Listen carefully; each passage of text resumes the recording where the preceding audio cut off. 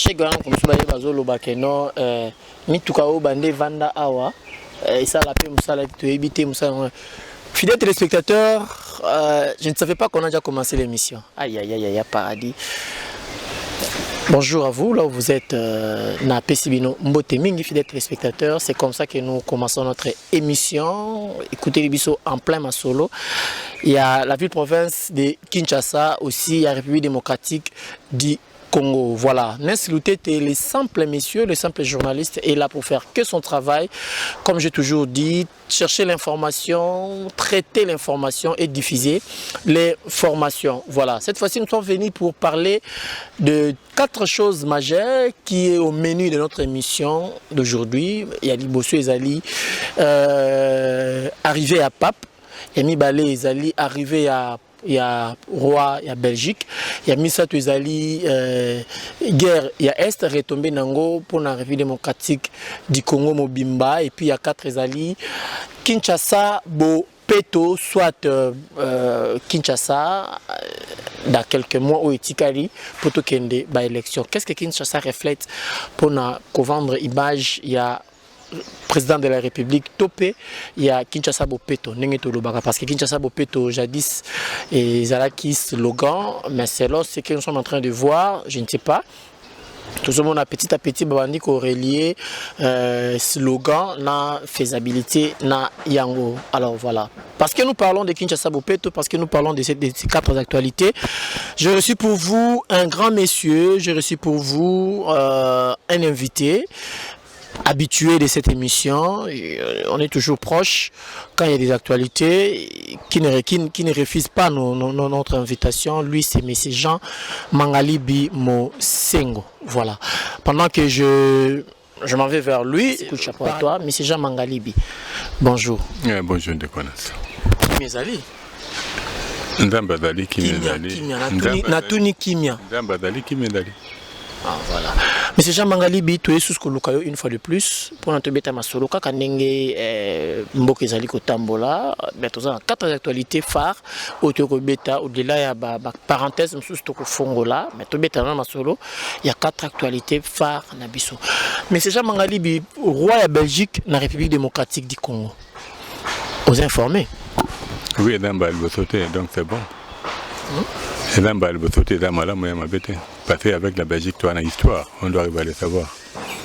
Pour dire que cette histoire, il y a un masolo qui fait bêtement, et puis il fait bêtement au Congo. Ce qui a sali l'honneur et rien en Bocanabiso, moi je ne vois pas de problème.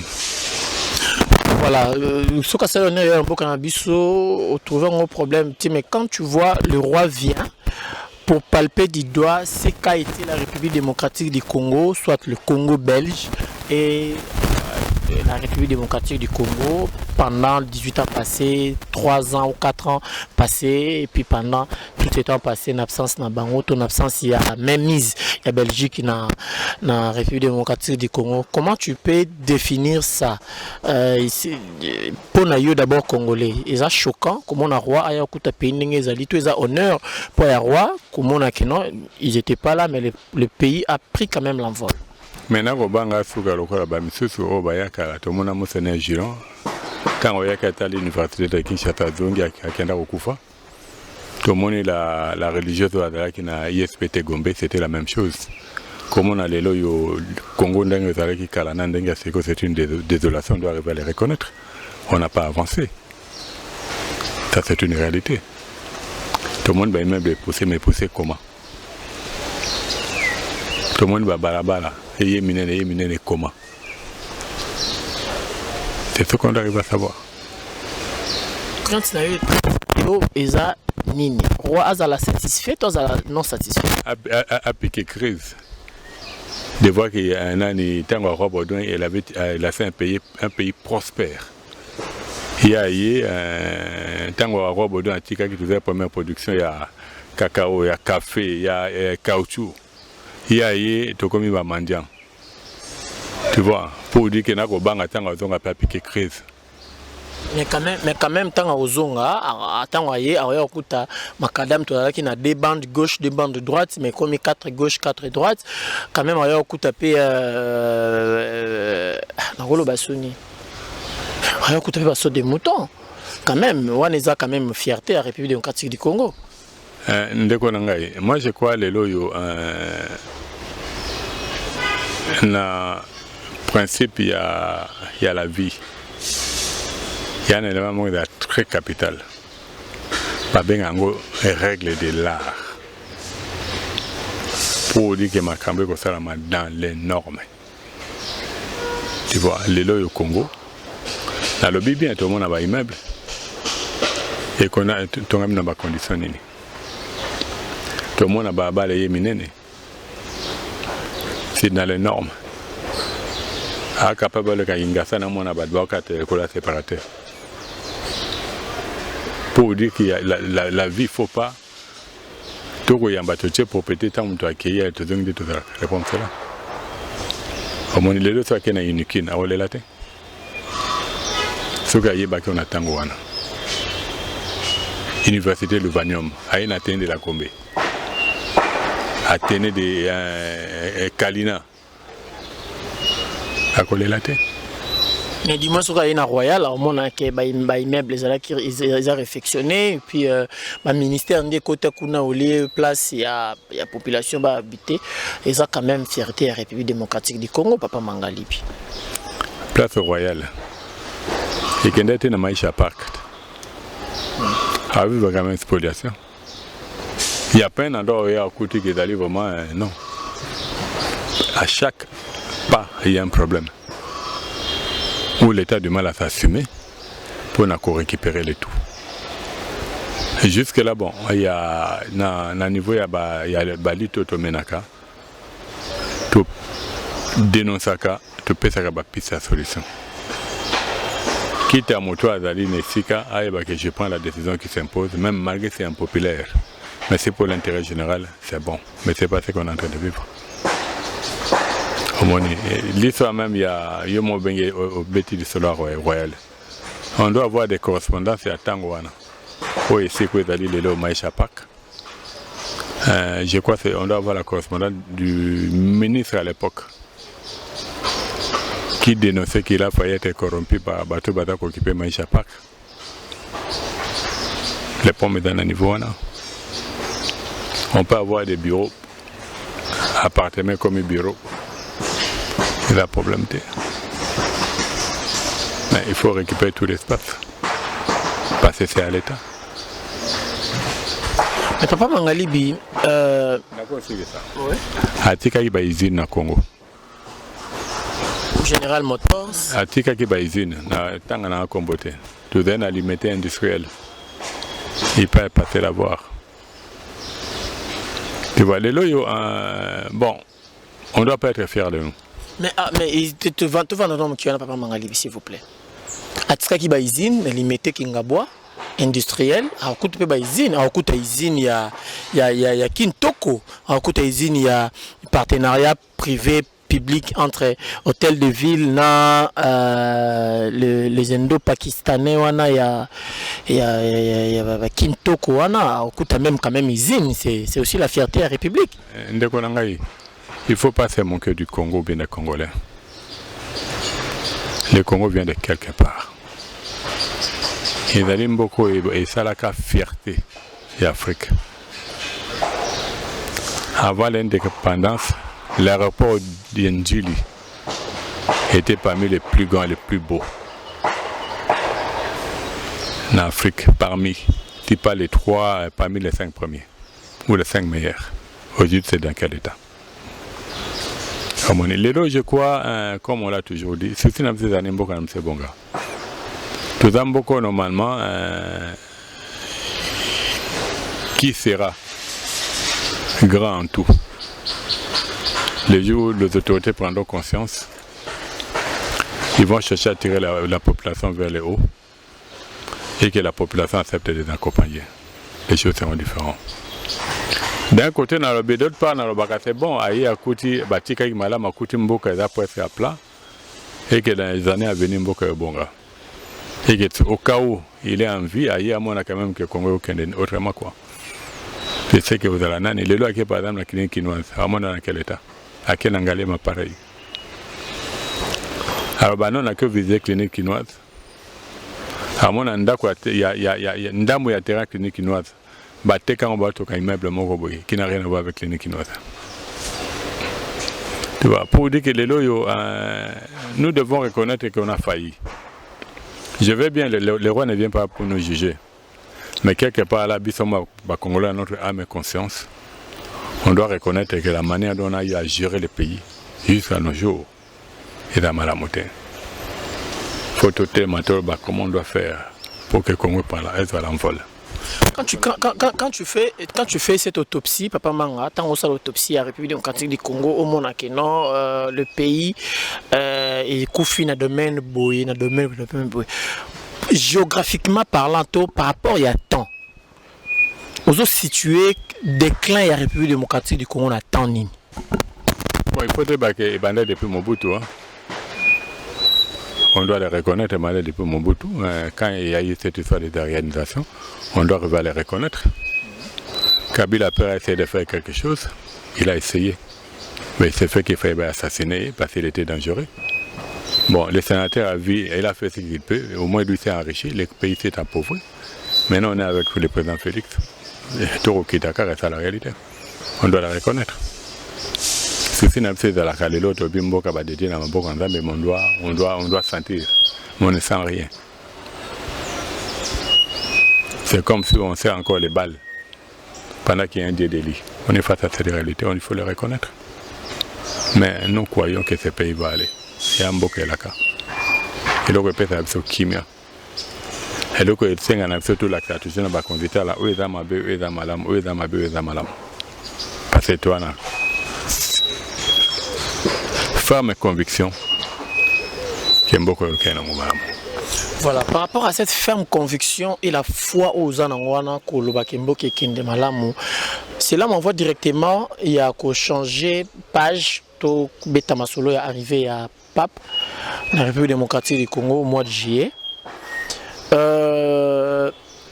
Spirituellement parlant, est-ce que l'arrivée de Pape, il faut booster le Congo et réveiller encore davantage et ça a une autre envol na niveau économique, na niveau social, na niveau sécuritaire, na niveau spirituel, il y a un cannabis. Na okota na kata polémique. Mais s'il habite Rome, ça n'a pas bossé l'Italie. Ah, il y a un bandit catholique, il n'y a pas de problème, c'est tout. Il y a un prophète de Soukarawana. Papa Mangalibi, il y a encore d'autres questions à poser là-dessus. Fidèles téléspectateurs, nous avons reçu M. Jean Mangalibi. Comprenez qu'avec lui, il faut être direct parce que c'est un sage qui parle. Et puis quand tu écoutes ses paroles, allais-je dire, cause à la précédé. Yoka, puis Manyola Malamu Malamu Ningini, Loko Nizobi Manamono connaît Papa Manga. Mais quand même, Pape, c'est pas un moindre dans ce monde. Il n'y a pas un président où il y a Zoua Bokondi Namboka où à l'écart il y a Pape T. Tout le monde a même état puissant, il y a monde comme les États-Unis, la Chine et tout comme ça, l'écart il y a Pape. C'est que lui qui est un grand monsieur, spirituellement parlant, aussi n'a force ni soit en à le passage n'est inaperçu dans la République démocratique du Congo. Comment vous jugez ça? Bon, je connais d'ailleurs clair dans Moussara, dans Moutouna Nayo. Papa habite Italie. Rome est allé, Papa habite Rome. Rome est en quartier Italie. Tu vois? Et là où il y a un Mboka na Congo, il y a ma bête. Congo est un bandit catholique et belé. Moi, je ne vois pas le problème. Ça dépend d'une personne à une autre. Akoya, c'est bon, on a mon qui ça m'a bêté. Bon, pour l'engagement, je préfère m'arrêter là. L'influence spirituelle. L'influence spirituelle. Est-ce qu'il faut rétablir paix cette influence spirituelle-là, hein, sa notoriété? Est-ce qu'il faut assurer quand même paix dans la République démocratique du Congo, voyant ce qui se passe à l'Est, voyant ce qui se passe ici à Kinshasa, avec les bandits, les Kuluna et tout comme ça? Est-ce qu'il faut rétablir influence ou est-ce qu'il rétablir social, les peuples congolais avec Congolais, il y a bien de instabilité à monnaie et tout comme ça. Est-ce que influence spirituelle il y a pape et qu'il changer peut donner il y a une occasion de communauté. Il faut qu'on ait un molimo pour tout ce qu'on a. Et la malamiki. Pour éviter, tu sais, au monde il est là. Bon, moi j'ai toujours dit non, un protestant protesté. Un protestant? Je suis un protestant protesté, c'est la réalité. Pour dire qu'il est le papa Koya, il y a des croyants catholiques qui vont être là, ceux qui sont dans l'écuménisme, Bakozala, je n'en fais pas un problème. Pour dire que c'est la liberté. Dans la spiritualité, la personne est libre. Voilà. Dans le bien avant de Rome, Rome est en Italie.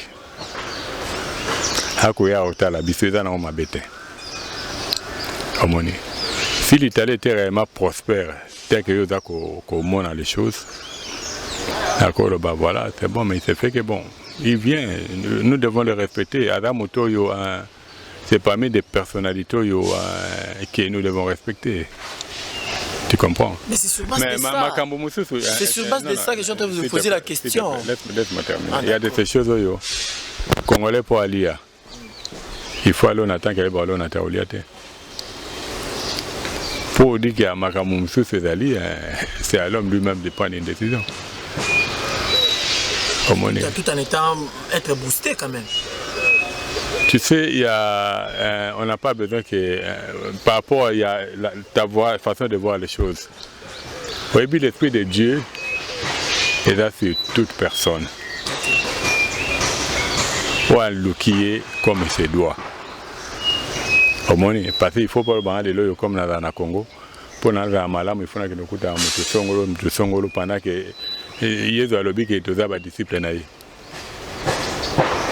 Si on est tous disciplinés, bon, moi je ne vois pas le problème. Pour dire que papa, on s'arrête là. Il ne faut pas qu'on compte en polémique dans la Tina. On doit respecter, tu sais quoi, comme je dis à la personnalité à mon l'église catholique, que nous devons respecter. Tous ceux qui vont là, mais pourquoi tu veux amener Masolona ou faire perdre des temps entre-temps, tout dans la situation, est-ce qu'il faut tout le bas, non, tout le bité. Donc voilà.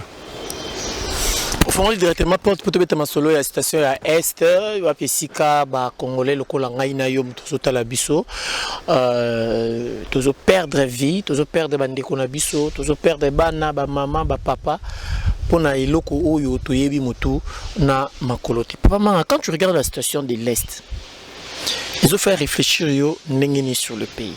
Nous sommes toujours assujettis, nous sommes toujours pays en voie de développement ou nous sommes toujours pays dans notre indépendance.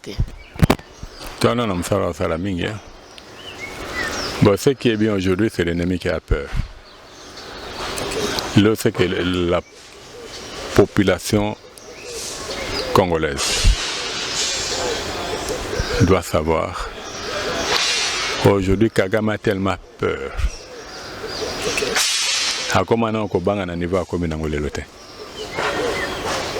Maintenant, le tout dépendant de notre président. Il faut qu'il ait aussi sa carrière. Mais le président avait dit qu'il est prêt à tout. Il est prêt pour les négociations comme il est aussi prêt pour la guerre. Effort, tout courage à président, ça peut être loué aussi. Hein? Bon, tu sais, Barbara qui veut la paix prépare la guerre.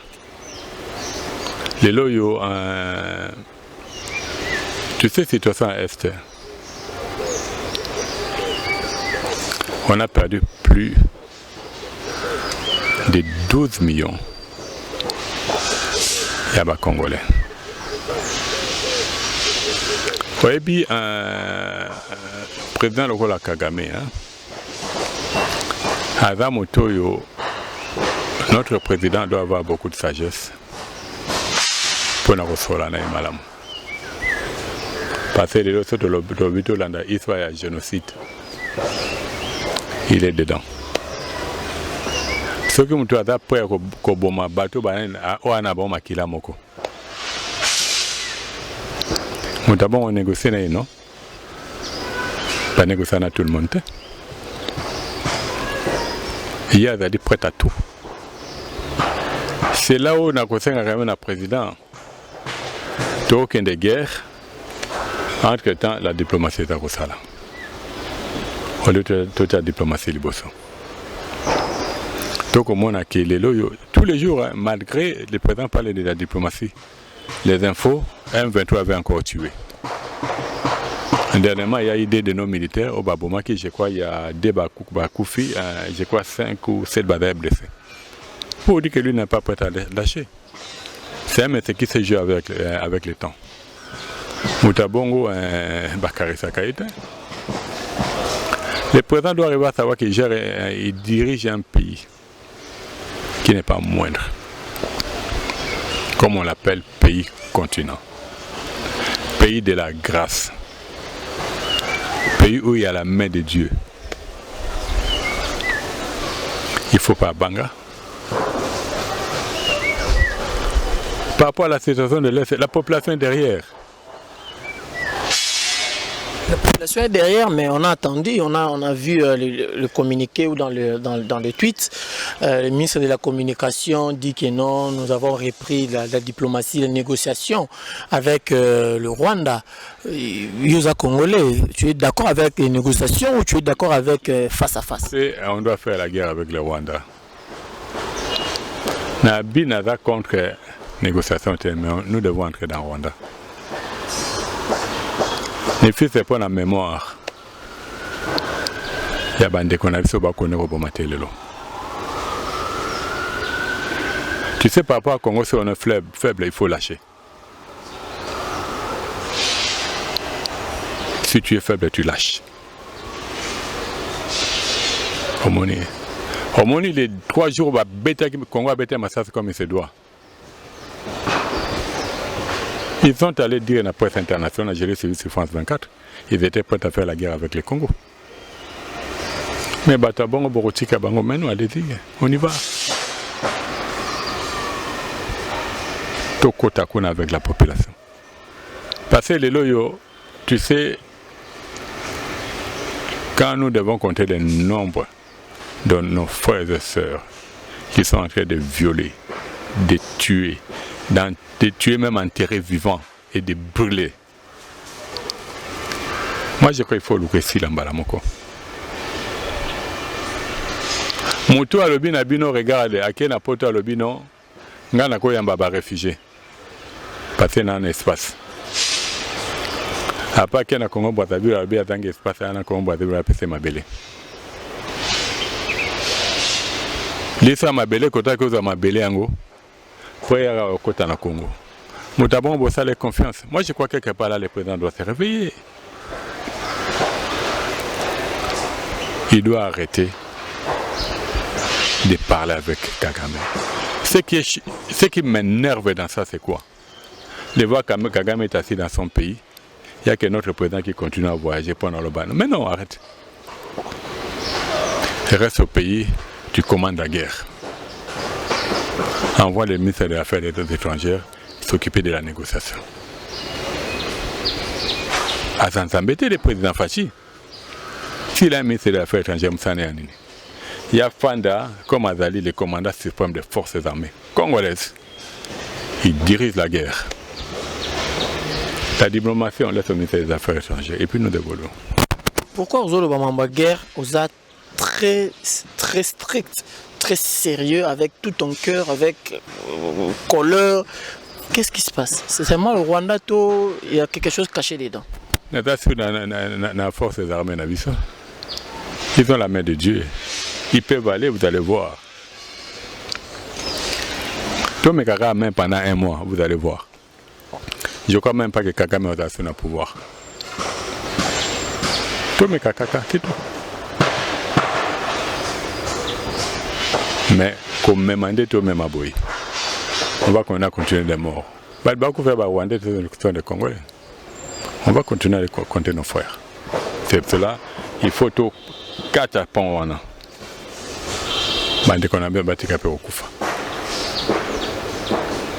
Tu sais, le docteur Denis Mukwege, que Dieu te bénisse. Tu vois le travail qu'il fait. Quelque part, il faut quand même que ça s'arrête. Et puis Kinshasa, tout le monde a nos distractions, tout le monde a des amusements. Pendant qu'on tue nos frères et sœurs à l'Est, l'Est se mobilise pour nous cotiser, pour nous soutenir nos forces armées. Ah ouais, bah, tu dois continuer. Quelque part là même pour nous choisir les gouverneurs de nos provinces. Moi je crois qu'il faut quand même écouter là quand même qui prend à cœur les problèmes du Congo par rapport à la province. Pas le gouverneur Oyo, awa kuna ba boma, awa bo peut une autorisation ouverture à Baba comme vous voulez. Côté monsieur cette population s'est déplacée, message à haine. Non. Les Congolais ou les Congo et restera. Les Congolais resteront unis. Le Congo restera indivisible. Pour dire qu'il faut bateau, même si au Kambaka, balabala, aux Anabolunga avec ce qui se passe à l'Est. Et dans Malamik. Exactement, de voir le bataille des titans que font notre gouverneur de la ville-province de Kinshasa pour accompagner aussi la mission du chef de l'État. À niveau, il y a salubrité. Et tu vois, là aussi, c'est pour aider aussi la population de bien soutenir les FRDC. Quand un corps est bien, un esprit est bien, ils vont dans place ils ont péto malamu et pour permettre que va soutenir puis batou malamu. Il ne faut pas que ça la ironie. Na Kamotali Mboka ya Congo. On ne fait pas l'ironie, hein? On fait pas l'ironie, c'est la pensée, c'est la pensée qu'on a dit. Si tu penses qu'on a dit, Mboka est un bolagana na pensée na slogan te. Mboka est un bolagana biloko yo, l'homme est en train de palper. Yo continue à venir Pumbuti. Badbasa a proposé kin bopeto no. Bazi matiti bakombi mbaye batie batumbi. Ebandaki mukeboyi eko yaka munene. Le bureau de chef d'État est à moins d'un kilomètre ou 500 mètres. De là ils sont en train de faire les dégâts, les bêtises. Yangwana Binomboaba journaliste, vous avez pour rôle et devoir, parce que vous êtes le quatrième pouvoir, d'amener l'information qui est vraie et réelle. Parce que les autres que nous avons dans l'hôpital, le côté bloqué le Kakuna, fidèles téléspectateurs, avant de continuer Mambakitambo, s'il vous plaît, avant de continuer Mambakitambo, fidèles téléspectateurs, comme a dit Pamanga, nous sommes obligés, c'est notre devoir de vous informer. Et sur ce, nous vous proposons vidéo Oyo, en vidéo Mouamouké, de voir réellement, non loin, il y a bureau, il y a Kinbo Peto. Qu'est-ce qui se passe? Pas trop de commentaires. Paradis Boluka derrière la caméra. Allons-y.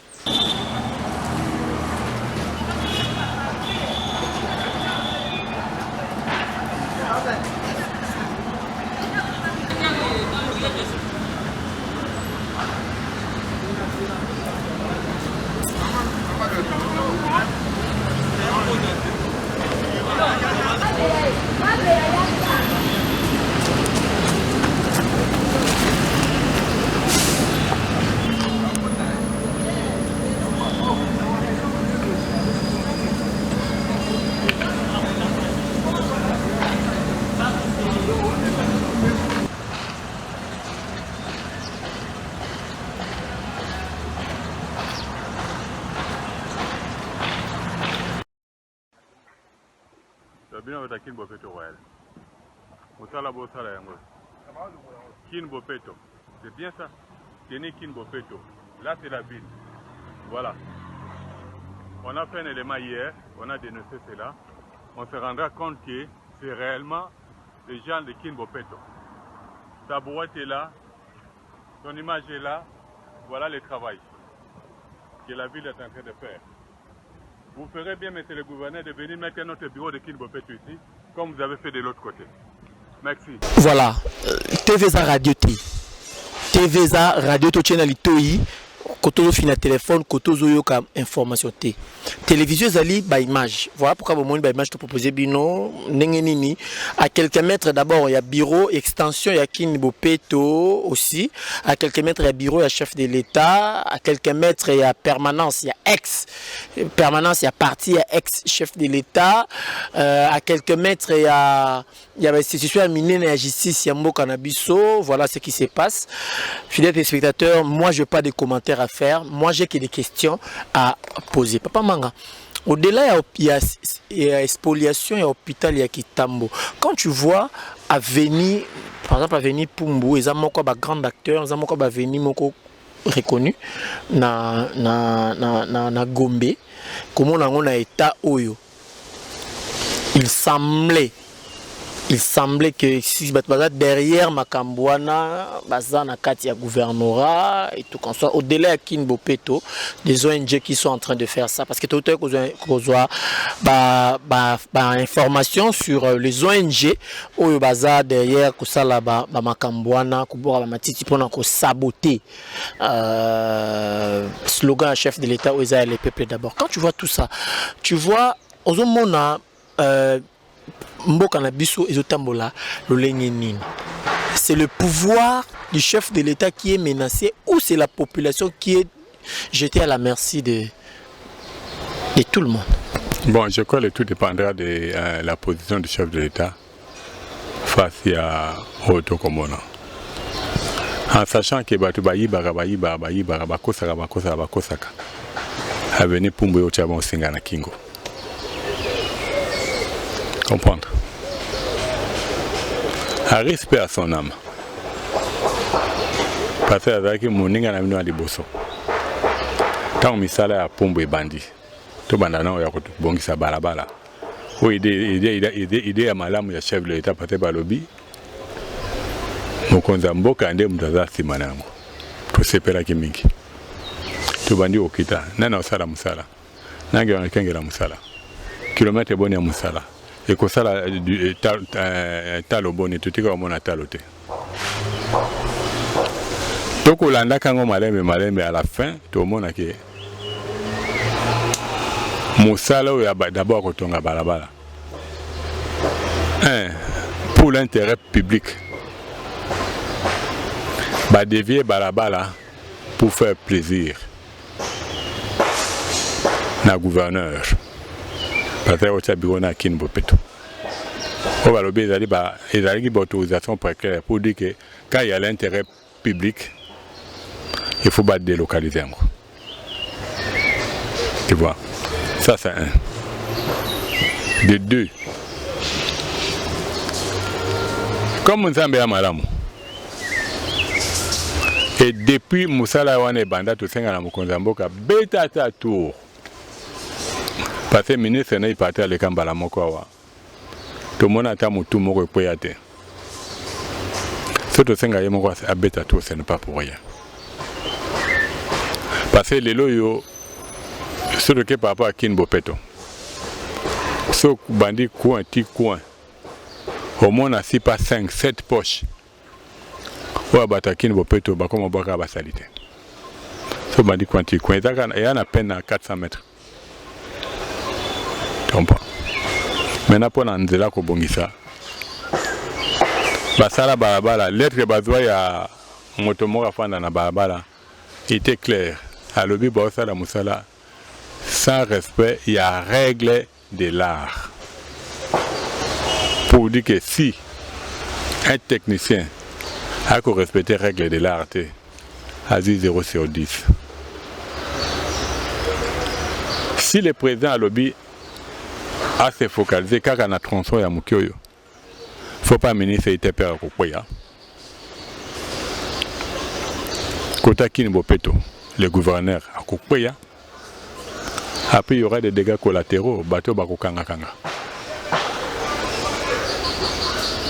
C'est ce qu'on a demandé dès le début d'un chef de l'État. Dans le cadre de la marche, on a fait un footing à l'on parler des nations. Colomba Pays des Nations, ça n'a même pas 15 minutes. Lui-même verra réellement ce qui se passe. Tu as Amazon contre Moutouté.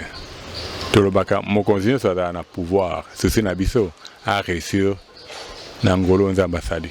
Mais pour réussir, il faut écouter bateau basala en haute pour un bon. Tout ça pour un intérêt général.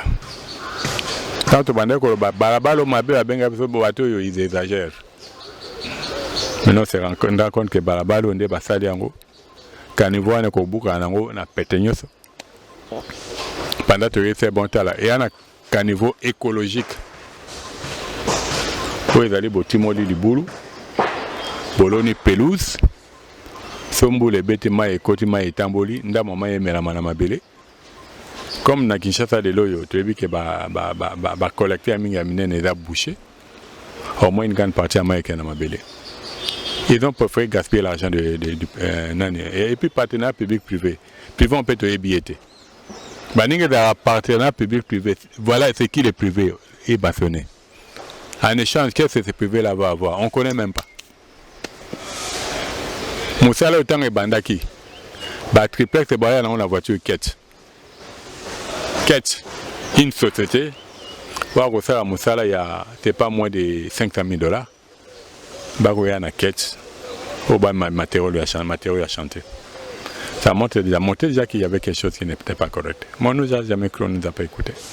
Aujourd'hui je crois l'unique autorité qui peut trancher cette histoire est venue. Ce n'est que le chef de l'État lui-même. Mais là, tu vois pas que là, c'est trop demandé au chef de l'État. Chef de l'État qui est de Esther, chef de l'État Vanda, voici Sabitumba, chef de l'État soit venu Pumbu, chef de l'État qui est de sous Koyamba roi, qui est de Koyamba pape, il faut organiser concert à Kende, qu'on participer par exemple. C'est juste exemple. Ça, on a concert, il y a réunification, il y a Mboka, il y a Baleki, il y a Wingé, Barobeta. Excusez-moi, c'est trop demandé à chef de l'État. Na bina cadre ya footing na ye. Ah, on met on a cadre à footing. Na le bina cadre ya footing na ye à Tamboli Kuna, ils n'ont même pas 15 minutes d'aller après dans le bureau. Parce qu'il est censé attendre au moins 30 minutes par jour pour être en forme pour la santé na ye. Pendant que nous préparons la guerre, pendant que nous voulons que la RDC se bat contre le Rwanda, Kinshasa a préparé concert dans le stade des Martyrs le 30 juin, jour où il faut réfléchir comment était le Congo. Mais c'est un grand jour où dans le stade des Martyrs, Kamaniola, concert amené où les gens vont aller danser, boire, célébrer le Wenge. Ça vous dit quelque chose? Na seki po ya mawamingi. Il y a la guerre à l'Est. Okay. On n'a pas encore trouvé la solution. Bateau Bayemba na Bayemba Félet. On a actuellement. L'étude doit être focalisée par rapport à l'Est. Ça fait au 52e anniversaire, 62e anniversaire. Tout Kendall bosse bien aux Ongasema. Tout ça aux Ongasema, comme je l'ai dit au début de l'émission. Tout comme dans mon mot, Tungo fêter l'anniversaire de l'indépendance, ça doit être dans la méditation. Mais quand est-ce que la population, quand est-ce que le peuple vont réjouir de son indépendance? Mais si Jean Mangalibi, vous avez la population mine dans la réflexion. Quand est-ce que la population va aussi pour l'indépendance dans Bissau? Tu sais, il y a. Aujourd'hui, nous sommes un pays mendiant, on doit arriver à le savoir. Il y a au Binarakaka. Quand je dis on doit rester et réfléchir, d'où nous venons, où on va. Aujourd'hui, la guerre de l'Ukraine, et ça, là, c'est que mon carburant de tout le monde a passé. Quand la mine était dans la farine à bleu, parce que je crois, stock il y a farine, il va bloquer parce que la guerre a réussi à remettre là. Nous devons réfléchir comment faire pour faire face. En sachant que c'est Pangaï, et maintenant, quelque chose de vrai, à constater. Le Congo, c'est un pays solution. Pour dire que quand on a la solution, on réfléchit beaucoup plus comment travailler pour matérialiser la grâce. Déjà, au Congo, c'est toi qu'on a besoin de ça là-bas, conseil, parce que tu as besoin tous les jours. Pour dire que ce n'est pas quelque chose de nouveau. Et dans le cas de gaspillage, il y a un bon coup. Pour moi, la situation de l'Est, il y a un bateau à Kinshasa, de décréter l'état d'urgence. Plus de bars qui doivent fonctionner. Babot bozo nandoko avant bo sangana bana mabongo na sena 18h to sambeli pendant 30 minutes. Allez. To bando so ana bana ko bete abana tsora mboka ndenge mboka ifo tala. Bongo bato ba viva kaka na ba terrasse wana. Ba vivre ndenge. Sur les 120 millions d'hectares, il y a sol arable. Tu utiliseras qu'à 10%. Ce qui veut dire 12 millions. C'est sous-exploité. Aussi, on a un bateau basaka na babarwana. Au talib et longinaï. Comparé à bano bakulu no batinda ki na kamonya kasesa. Qui sont en bonne santé. Qui au talib longilelo sepeli. Bakulu na sont mieux, papa bata babar. Tu sais le pourquoi? Les bars détruisent l'homme. Les autres, c'est pour construire l'homme. Je n'ai jamais été contre les bars. Mais si c'est une activité qui détruit, il faut qu'on réglemente comme il se doit. Les loyaux, cause ya makambo belé et uitana babar. Toke na kinumba. Kene na kapel au moins na bana ba 15-16 ans. Fuite à ma responsabilité à Mibali Minki. Na babar. Bosso de na Kinshasa. Na babar. Embouteillage na Kinshasa. Na babar. Vol. Na caisse à l'état Minki. Babar. Pour dire qu'on devient des irresponsables. Pourquoi? Parce que je dois voler. Parce que n'a pas quoi faire que je me là. Bon, maintenant, niveau là. Est-ce que ça pas une priorité? Moi, je viens de Dakar. Na kota na restaurant musique ezali.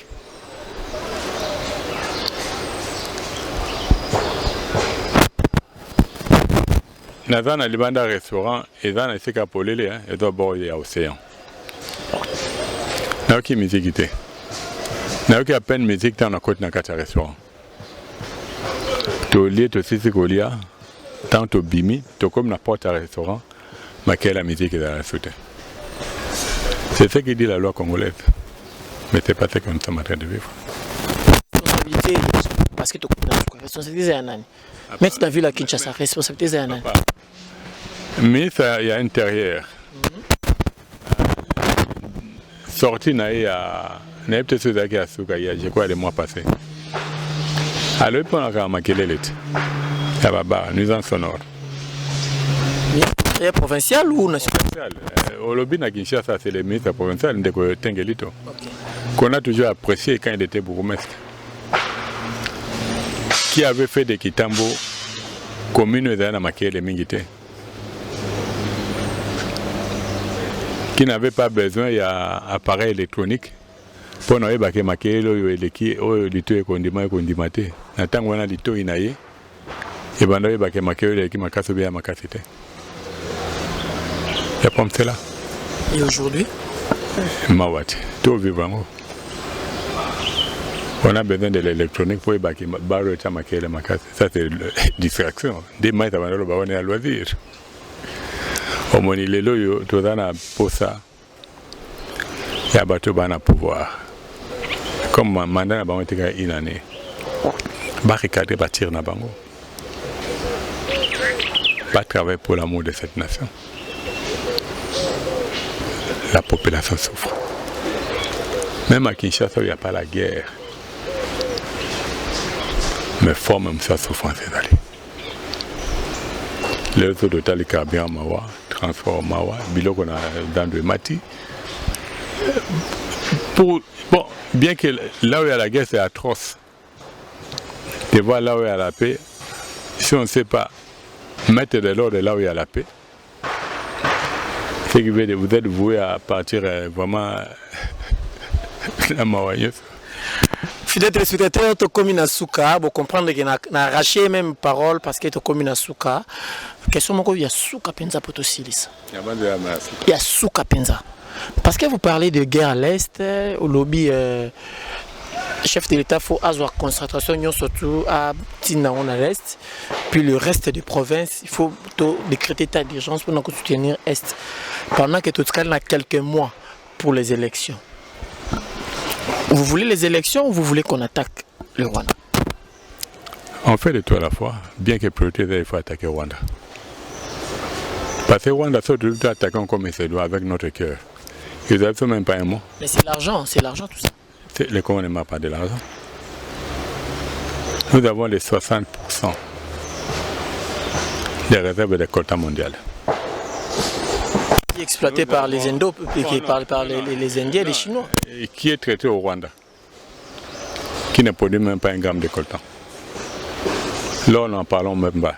L'usine top des raffinages sur Rwanda, qui n'a même pas un gramme d'or. Nous avons. Je ne dis pas que le Congo n'a pas d'argent. Le Congo, un pays fédéral de milliardaires, il y a de l'argent. Mais il faut une bonne gouvernance. Il faut la volonté politique pour que l'homme congolais arrive à jouir. Allez, Rosemont et la Félix Tshisekedi. Est-ce qu'il y a un deuxième mandat, bonne gouvernance, vous avez insisté, il palpable, il nous faut encore un autre président qui peut venir faire à ce que bonne gouvernance et ça vraiment palpable. Il a encore une année, il peut changer. Moi je parle des élections.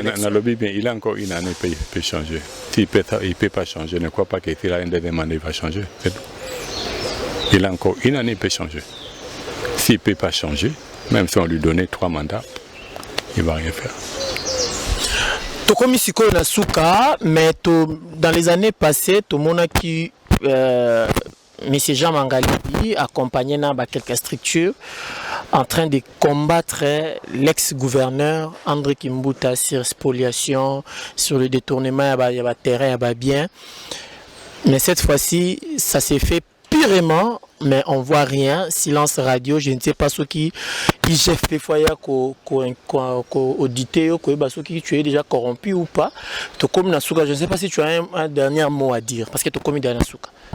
Mais sur la journaliste, la Pongi, ça c'est ton problème. Nous on est sur le terrain. Tu as palpé en hauteur. Tu as palpé en hauteur. Mais papa, yo tu mets la miliki. Hôpital yo tu mets la miliki. C'est ça la différence. On va mettre sur les Amériques. Il faut ça, ça normalement. C'est ça la réalité. Bon, je crois prochainement tu vas être sur l'hôpital à Kitambo pour voir que la ville de Kinshasa, la gouvernance, la bandit va tirer dans le temps. D'ailleurs, qui t'es pardon lobby? La gouvernance à la ville de Kinshasa, la bandit va tirer dans le temps. Nani atikali? Nabi to beta de solo prochainement. To aussi ça nani atikali? Le bac est mis installé. Émission Sili. To beta de solo. Wana za question te. Wana za question te. Papa nanga tika population la posa. Mais ces gens mangali population atunio babandi ne tangata moko. Oza quatrième pouvoir. Tangata moko. Oza quatrième pouvoir. Oza quatrième pouvoir. Tangata moko. Oza quatrième pouvoir. To komi na Souka fidèle téléspectateur. Oh, il y a hôpital à Kitambo. Voilà. Et si ka limite à spoliation d'Alaki et Souka qui a. Voilà. La continuité, il y a spoliation. Oui, ça peut biso. Pourquoi Monsieur Jantini Ngobila, Bossali plainte contre Yété, mais Bossali Kapona, André Kimbuta. Fidèle téléspectateur, tu commis vraiment na Souka. Merci d'être là pour nous biso du début jusqu'à la fin. Autre Sengabino et Zakaka. Place Bakomi, abonnez-vous. Cliquez sur Wana ou s'abonner. Tiquez la biso commentaire, aimez l'émission. Nous sommes là pour faire que ce que vous nous demandez de faire. Notre émission est de chercher l'information, de traiter l'information et de diffuser cette information. Voilà pourquoi nous avons choisi aujourd'hui M. Jean Mangali Bimosengo pour parler de 4 actualités que je vous avais annoncées au début de l'émission. Donc, portez-vous bien, les numéros sont là. Ils sont affichés dans le bas écran. Appelez-moi quand vous voulez. Bopé sanga ba proposition. Boye sanga ona sali na ona na salité. Nazana pour nous servir bino. Les simples messieurs est là. Donc dédié émission na mototé parce qu'ils sont à dédié après émission na recommande ba compte à rendre pourquoi tu as fait ça, pourquoi tu as fait ça. Botika la malam.